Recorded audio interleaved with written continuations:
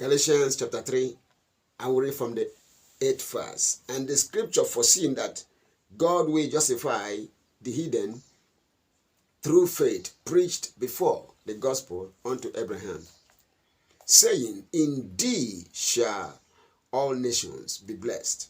So then they which are of faith are blessed with faithful Abraham. For as many as are of the works of the law are under the curse.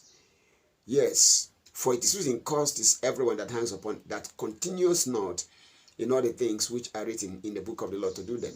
But that no man is justified by the law in the sight of God, it is evident, for the just, he says, shall live by faith. And the law is not of faith, but the man that doeth them shall live in them.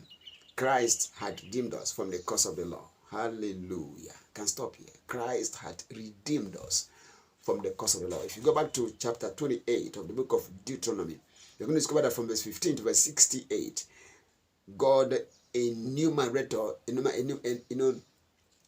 for us all the curses of the law. There are so many of them. But they cover 4 major areas: poverty, sickness, failure, and death. That's my own category. Failure in everything. Laboring and not seeing results. They are part of the curse of the law. Now, Christ had redeemed us from all those things. All the evils: poverty, sickness, failure, disgrace, defeat, sorrow, sighing, laboring for others, death, spiritual death, financial death, material death, physical death, from every kind of death. Christ had redeemed us from the curse of the law, because he was made a curse for us, for it is written, and scripture cannot be broken, curse is everyone that hangs upon a tree, that the blessing of Abraham might come on the Gentiles, on the unbelievers, on those who are outside the covenant through Jesus Christ, and that we might obtain or receive the promise of the Father through faith. Christ had redeemed us. If we are redeemed, we are to say so. Psalm 107 verse 2 and 3. Let the redeemed of the Lord say so. If you have been redeemed, please announce it.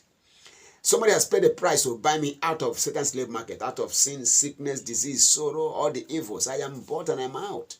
So those who are still there and are suffering the same thing must not look at me as if I'm still there with them. I'm out of where they are, and I cannot be permitted to go through what they are going through. That's why I am free. Now hear me. The will of God for you is to live free from every evil that those who are yet where you used to be are going through. But for you, the story has changed.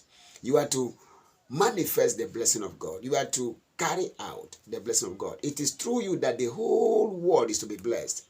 Indeed shall all nations be blessed.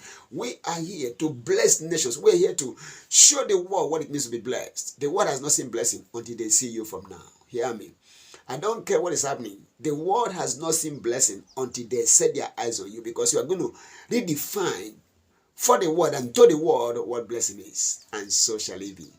In the precious name of Jesus Christ, be blessed. In Jesus' precious name. Amen.